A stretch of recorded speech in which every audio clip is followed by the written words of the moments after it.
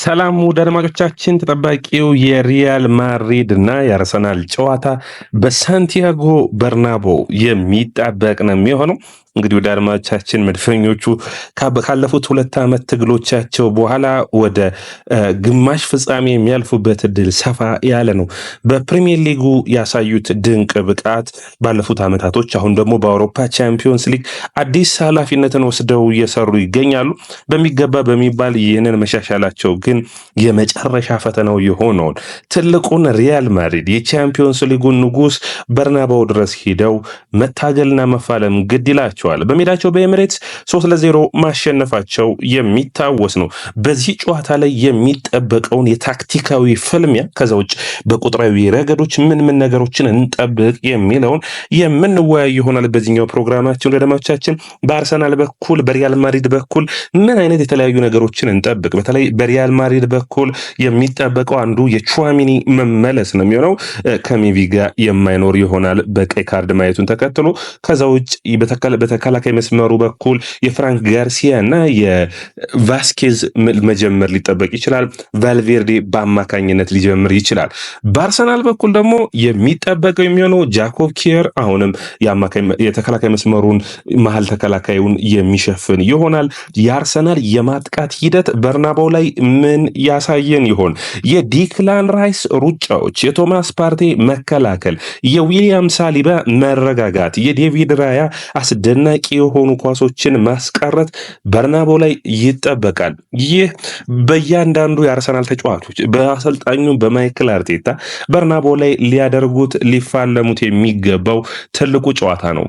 ትልቁ አርአያ የሚሆናቸው ለዚህ ጨዋታ የሚጠበቅ የሚሆነው የዛሬ 20 ዓመት አካባቢ የቴሪ ዳንኤል ሄንሪ በ2006 በርናባው ላይ ያስቆጠረው አርሰናል ጋላክቲኮ ቡድንን ያሸነፈበት በነ ማቴዎ ፊላሚኒ በነ ፊሊፕ ሴንድሮስ አርሰናል ጋላክቲኮችን ያቆምበት ሌላ ታሪክ እንዳለው የምታውቁት ነው። የዳንኤል ሄንሪ ጎልም የሚታወስ ነው። ስለዚህ አርሰናሎች ታሪክ ከነሱ ጋር ነው። በሪያል ማድሪድ ተሸንፈው ወድቀው አያውቁም። ስለዚህ ይህንን ኃላፊነት መውሰድ እና ማሸነፍ ግድ ይላቸዋል።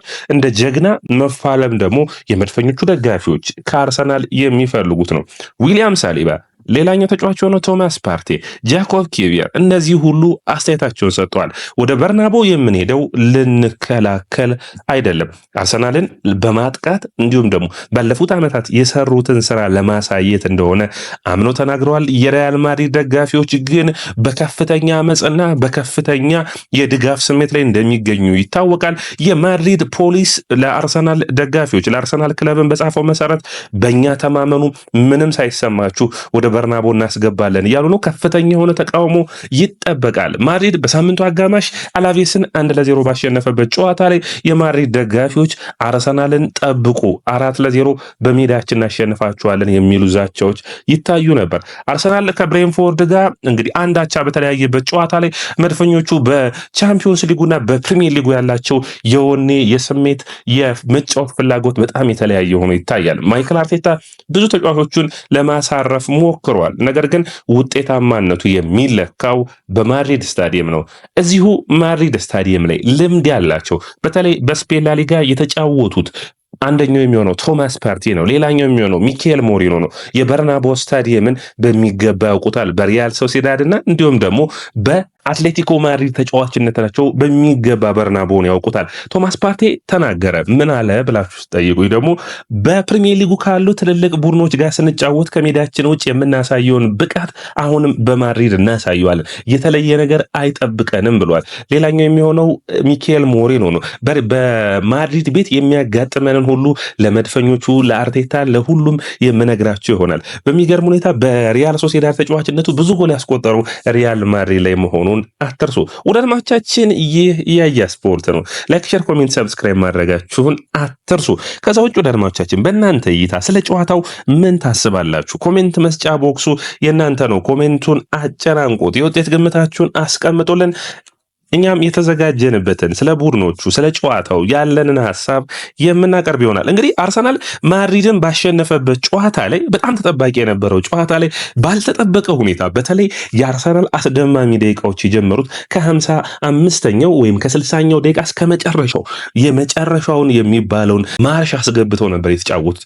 በአስደናቂ ሁኔታ 3 ጎል ነው ያስቆጠሩት። ጁድ ቤሊንጋም ወጥቶ እንደተናገረው 6 ጎሎችን ማስቆጠር የመቻል አቅም ነበረው። ቲቦ ኮርታ እና እንዲሁም አላባ ባይኖሩ ኑሮ የሚያስብለው። አርሰናል በጨዋታው ላይ 12 ሹቶችን ያደርጓል። ማድሪድ 7 ነበር ያደረገው። ኦን ታርጌት አርሰናል 8 ማድሪድ 3 ነው። አርሰናል 53% ሲቆጣጠር ፖሴሽኑን ማድሪድ 47 ነበር። አርሰናል 446 ኳሶችን በኤምሬትሱ ጨዋታ ነክቶ ነበር። ማድሪድ 382። አርሰናል 1.69 ኤክስጂን ፈጥሮ ነበር። ሪያል ማድሪድ 0.55። አሁን ይህን ቁጥር እዩልኝ። አርሰናል በሚገባ መከላከል ወደ በርናቦ ሂዶ የሚጠበቅ ነው የሚሆነው። የሚመጣውን ውጤት ሁሉ እየተቀበሉ መፋለም ያስፈልጋል። ትልቁ አርሰናል በማድሪዱ ጨዋታ ያደረጉት በአማካይ መስመሩን በመቆጣጠር የሜዳውን ወደ ማድሪድ ጠጋ ብለው ተጠግተው ነው የተጫወቱትና አርሰናል ፊልድ ቲልት የምንለውን ሜዳውን በመቆጣጠር ካያችሁት አርሰናል 64.4 በመቶውን ሜዳ ተቆጣጥሮ ነበር የተጫወተው። አርሰናል ፓስ ፐር ዲፌንሲቭ አክሽኑን በምታዩበት ጊዜ አርሰናል 9.4 ነበር። ማድሪድ በጣም ተጠቅቶ እንደነበር 18.4 ቁጥሩ የሚያሳይ ነው የሚሆነው።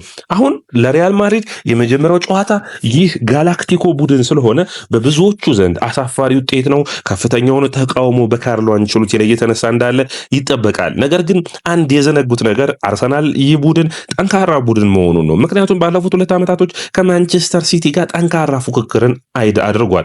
ከዛ ውጭ በሊቨርፑል ጋር ከሌሎች የፕሪሚየር ሊጉ ተፎካካሪዎች ጋር አምና በቻምፒዮንስ ሊጉ ሲወጣ ማይክል አርቴታ እንዳለው በአርሰናል ስህተት እንጂ በሜዳው በተለይ 2-2 አቻ በወጡበት ጨዋታ ከሜዳው ውጭ በጠንካራ ሁኔታ ተፋልሞ በባየር ሙኒክ 1-0 ነው የተሸነፈው።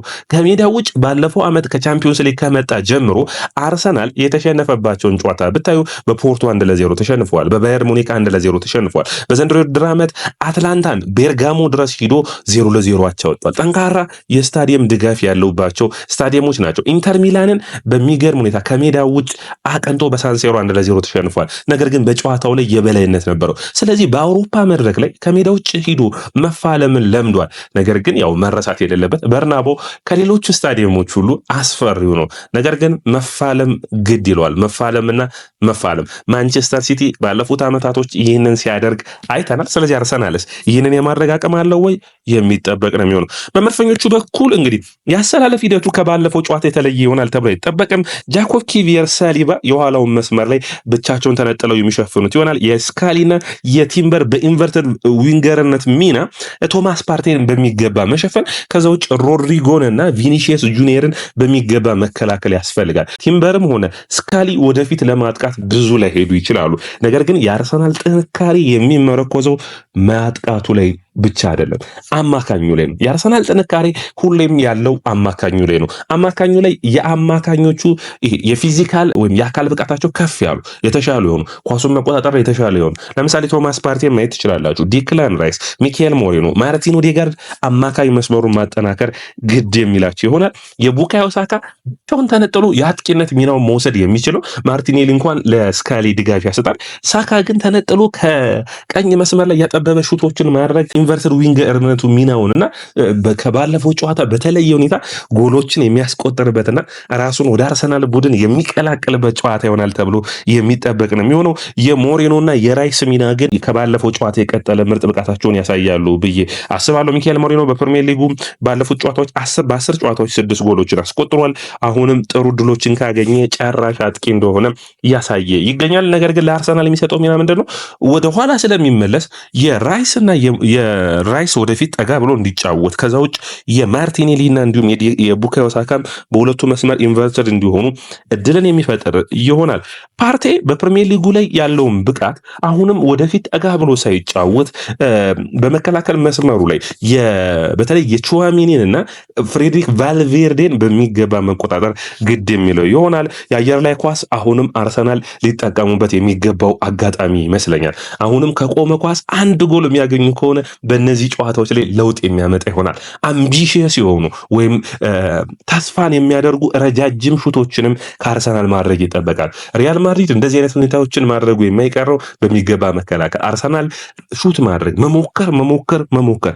ምክንያቱም ግብ ጠባቂው ቲቦ ኮርቷ ነው። በተጠጋው ቁጥር ራሱን አግዝፎ የመከላከልና ኳሱን የማስቀረት አቅሙ ከፍተኛ ስለሚሆን ሳጥኑ ውስጥ ሳይገቡ ጫናዎችን ሳይፈጥሩ ቀድሞ መከላከል ከአርሰናል የሚጠበቅ ይሆናል። በዚህ ጨዋታ ላይ እንግዲህ የቡካዮ ሳካ ሚና ከፍተኛ የሚሆን ይመስለኛል። በተለይ ከሜዳ ውጭ በሚያደርጋቸው ጨዋታዎች ላይ ቡካዮ ሳካ የተረጋጋና የተሻለ ብቃቱን ማሳየት የሚችል ይመስለኛል። አላባ ወይስ ፍራንክ ጋርሲያ በሱ መስመር ላይ ይሰለፋሉ? እንግዲህ ሪያል ማድሪድ በመጀመሪያው ጨዋታ ላይ ለቡካዮ ሳካ ያላቸውን ክብር አሳይተዋል፣ አላባን በማሰለፍ ፍራንክ ጋርሲያ የሚሰለፍ ከሆነ የተከላካይ መስመሩ የሚጋለጥ ሊሆን ይችላል። ነገር ግን አርሰናል በእነዚህ ጨዋታዎች አላባን ቢሰለፍ ፋር ኢንዱ ላይ በጫፉ ላይ ወይም ደግሞ በሁለተኛው ቋሚ ላይ የተለዩ ኳሶችን ፓስ በማድረግ ለሞሪኖና ለራይስ ማሻማት ኳሶች እንዲችል የሚያግዝ ይሆናል። አርሰናል በቻምፒዮንስ ሊጉ በዘንድሮ የውድድር ዓመት ጥሩ ብቃቱን እያሳየ እንዳለ የሚታይ ነው። በመከላከሉ ረገድ ጥሩ ብቃታቸው ላይ ነው የሚገኙት። ሜቢ ከኢንተር ሚላን በመቀጠል ጥሩ ቡድንን እየገነቡ ያሉ ናቸው። በመጀመሪያ አጋማሽ አርሰናል በጥሩ ሁኔታ ጨዋታውን መጀመር ያስፈልጋል። በጨዋታው መጀመሪያ ደቂቃ ጀምሮ ሪያል ማድሪድ 4 ጎልን ስለሚፈልጉ በጣም ጠንክረው ሊጫወቱ ይችላሉ። ስለዚህ አርሰናል ጉልበትን መቆጠብ ያስፈልጋል። የሪያል ማድሪድ ጥንካሬ የሚመጣው በጨዋታው መጨረሻዎች ደቂቃ።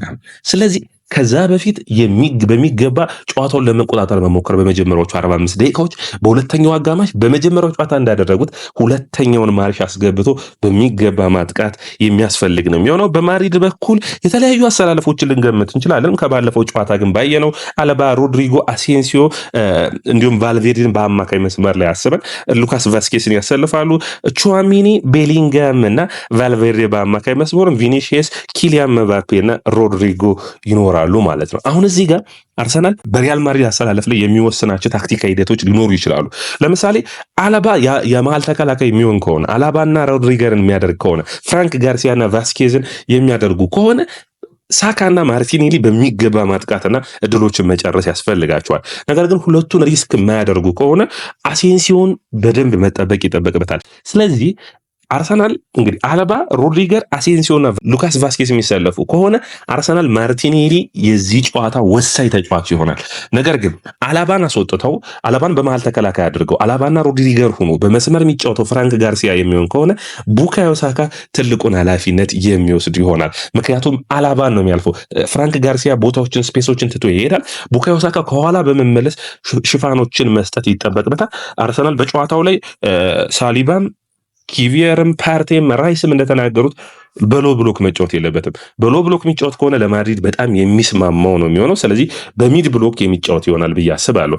በአማካኝ መስመሩ ላይ ወደ አማካኙ ጠጋ ያለ ለተከላካዮቹ ሽፋን የሚሰጥ ሚናዎችን ልናይ እንችላለን። የተሻለ ብቃት የሚጠበቅ ነው የሚሆነው። በጨዋታው ላይ አለመደንገጥ፣ 1 ጎል ቢቆጠር 2 ጎል ቢቆጠር ወደ ጨዋታው ለመመለስ ሁሌም ዝግጁ መሆንና ሁሌም መሞከር ከመድፈኞቹ የሚጠበቅ ይሆናል። ከባለፉት ዓመታቶች አንጻር ጠንካራው ሪያል ማድሪድ አይደለም። ይህንንም ማመን ያስፈልጋል። ደካማው ሪያል ማድሪድ ነው ወይ አናውቅም። ነገር ግን ጠንካራው አይደለም። አትሊስት በስኳድ በኩል የኪሊያን መባፔ ከቡድኑ ጋር ያለመዋሃድ፣ የቡካዮ ሳካ ማጥቃት ቤሊንጋምን ወደ ኋላ ስለሚስበው ገና የሆነ የሚቀረው ይመስለኛል። የቪኒሺየስ ጁኒየር ያምናው ብቃቱ ላይ አለመገኘት፣ የሮድሪጎንም እንደዚሁ ማንሳት እንችላለን። የሮድሪጎ ከኋላ የሚያደርጋቸውን ሩጫዎች ኪቪየር ማስቀረት ያስፈልገዋል። ማለትም ከተከላካይ ጀርባ ሮድሪጎ በጨዋታው ላይ የሚሮጣቸው ሩጫዎች አስቸጋሪ ሊሆኑ ይችላሉ። በሚገባ መከላከል ያስፈልጋል። ነገር ግን ፔፕ ጋርዲዮላ እንደሚለው ኳሱ አንተ ጋር ከሆነ መከላከሉ በአንተ ነው የሚሆነው። ስለዚህ አርሰናል ኳሱን ለመያዝ መቆጣጠርና ኃላፊነቶችን ለመውሰድ በሚገባ መጣር ያለባቸው ይመስለኛል። ይህንን ደግሞ በዘንድሮ ውድድር ዓመት ባርሴሎና በደርሶ መልስ አሳይቶናል። በሁለቴ በስፔን ሱፐር ካፕ ፍጻሜ ላይ እንዲሁም ደግሞ በበርናቦ በተደረገው ጨዋታ ላይ በሚገባ ያንን አሳይቷል። ስለዚህ አርሰናል ከባርሴሎና ልምዶችን ወስዶ ኳሱን በሚገባ መቆጣጠር ላይ ማተኮር ያለበት ይመስለኛል። በአማካይ መስመር ደግሞ ከማድሪድ የተሻለ የአማካይ መስመር አርሰናል ያለው ይሆናል። ስለዚህ የተሻለ ተስፋን የተሻለ ድሎችን መጠበቅ የሚያስፈልግ ነው የሚሆነው። ማድሪድ በቫስኬስ እና በጋርሲያ የሚሰለፍ ከሆነ በጣም አምቢሽየስ ሆኖ ወደፊት ጠጋ ብሎ መጫወቱ ስለማይቀር አርሰናል በሚድ ብሎክ ተከላክሎ ማጥቃቱን ማጠናከር ይጠበቅበታል። ሌላኛው እንግዲህ እዚህ ቡድን ውስጥ ሪያል ማድሪድ ውስጥ ሆሴሉ የለም። ሆሴሉ አለመኖሩ ምንድነው ካላችሁኝ የሆሴሉ ሚና በጣም ለሪያል ማድሪድ አስፈላጊ ነበር። አይኖ ለመባቱ የተለየ ሚናን ይሰጣል። ነገር ግን የሆሴሉ አይነት ከአየር ላይ የሚገጭ ኳሱን አውርዶ የሚፋለም አይነት ተጫዋች ማጥቃቱ ላይ የላቸውም። ስለዚህ የአርሰናል የመከላከል በቀላሉ መከላከል ይችላል። በሳምንቱ መጨረሻ የነ ዊሳ አይነት አርሰናል በጣም የሚቸገረው በፊዚካሊ በአየር ላይ የሚፋለሙ ተጫዋች በተለይ የገብርኤል ማጋሌስ አለመኖሩን ተከትሎ ቸገሩ ነበር። ስለዚህ እንደዚህ አይነት ተጫዋቾች ስለሌሉ ከተከላካይ ጀርባ የሚደረጉ ስፔሶችን ያማከሉ ሩጫዎችን በሚገባ መከላከል የሚጠበቅባቸው ይሆናል። ሌላኛው እንግዲህ የመጨረሻው ሀሳባችን የሚሆነው የአርሰናል ማጥቃት በሚገባ ማከናወን ግድ ይላቸዋል። በጨዋታ ላይ የጃኮብ ኪዊየር ሚና በጣም አስፈላጊ ነው። ቶሎ ወደ ጨዋታው መግባት። በማድሪዱ ጨዋታው በመጀመሪያው ጨዋታ ላይ ወደ ጨዋታው ቶሎ አልገባ ነበር፣ ስህተቶችን ሲሰራ ነበር። ቶሎ ወደ ጨዋታው መግባት ግን ከሱ የሚጠበቅ ነው የሚሆነው። የካላፊዮሪና ቤን ዋይት ከጉዳታቸው አገግመው ተቀያሪ ወንበር ላይ ቢታዩ ለአርሰናል የተሻለ የተቀያሪ ቤንቹን ማጠናከር የሚችል ነው የሚሆነው። ያ የሚያስፈልግ ይመስለኛል። ከዛ ውጭ በሪያል ማድሪድ በኩል ተቀያሪ ቤንቾችን በምናይበት ጊዜ በሚገባ ልዩነት አሉ። በሪያል ማድሪድ በኩል ብራሂም ዲያዝን መፈራት ይጠበቅበታል። አርሰናል ይህ ተጫዋች ከተለየ አንግል ለውጦችን ማምጣት የሚችለው ተጫዋች ብራሂም ዲያዝ ነው። ሴባዮስንም ከአማካኝ መስመር እንግዲህ ሴባዮስ በጣም ጥሩ የሆነ በአርሰናል በሁለት ዓመት በውሰት የተጫወተ ጥሩ ፐርፎርማንስ የነበረው ተጫዋች ነው። በአማካኝ መስመር ላይ ልናየው እንችላለን። ኳሱን ለመቆጣጠር የሚሞክሩ ናቸው። እንግዲህ እነዚህ የተለየ ፓስ የማድረግ አቅም ያላቸው ናቸው ከጁድ ቤሊንግሃምን ጨምራችሁ። ነገር ግን እነ ሉካ ሞድሪች የሚሰለፉ ከሆነ አርሰናል አሁንም ፕሬዠር በማድረግ ኳስ መቆጣጠር ላይ የተለየ ተጽዕኖን የምንጠብቅ ነው የሚሆነው። የራይስ ምርጥነት እንግዲህ የራይስ ፐርፎርማንስ ላይ በጨዋታው ላይ የሚጠበቁ ሁለት ሂደቶች አሉ። በባለፈው ጨዋታ ራይስ ሁለት ቅጣት ምት ባያስቆጥር ኑሮ የጨዋታው ምርጥ ሊዩስ ስካሊ ነበር የሚሆነው። ሊዩስ ስካሊ አሁንም ለራይስ ወደፊት መሄድ አስፈላጊ ተጫዋች ነው። ስለዚህ ሽፋኖችን የሚሰጥበት መንገድ፣ ፓስ የሚያደርግበት መንገድ ጥሩ ነው። ስለዚህ በተለይ የቡካዮ ሳካ ጁድ ቤሊንግሃምን እንዲመለስና ደብል አፕ ነው ወይም በሁለት ተጫዋቾች ማርክ እንዲደረግ ያደርገዋል። ያ ደግሞ ራይስ ወደፊት በነፃነት እንዲያጠቃ ያግዟል። የስካሊ ሚናም እዚህ ጋር መነሳት ያለበት ነው። ስካሊ ወደፊት ጠጋ ብሎ መከላከሉን በሚሸፍንበት ጊዜ የአማካይ መስመሩ ከፓርቲ ጥግ በሚሰ ለፈበት ጊዜ የተሻለ ዲክላን ራይስ ወደፊት ሩጫዎችን እንዲያደርግ ያግዟል። ዲክላን ራይስ በዚህ ጨዋታም የባለፈውን ጨዋታ ብቃቱን ሹት የማድረግ አቅሙን መቀጠል ይጠበቅበታል። ባለፉት 44 ጨዋታዎች ዲክላን ራይስ 7 ጎሎች፣ 9 አሲስቶችና 61 ሹቶችን አድርጓል። 16 የጎል ተሳትፎ አለው። በዘንድሮ ውድድር ዓመት ከዚህ በላይ የማድረግ አቅም እንዳለው ይታያል። ወደ አድማጮቻችን በታክቲኩ ረገድ ያነሳንላችሁ ነጥቦች ይህንን ይመስላሉ። ላይክ፣ ሼር፣ ኮሜንት፣ ሰብስክራይብ ማድረጋችሁን አትርሱ።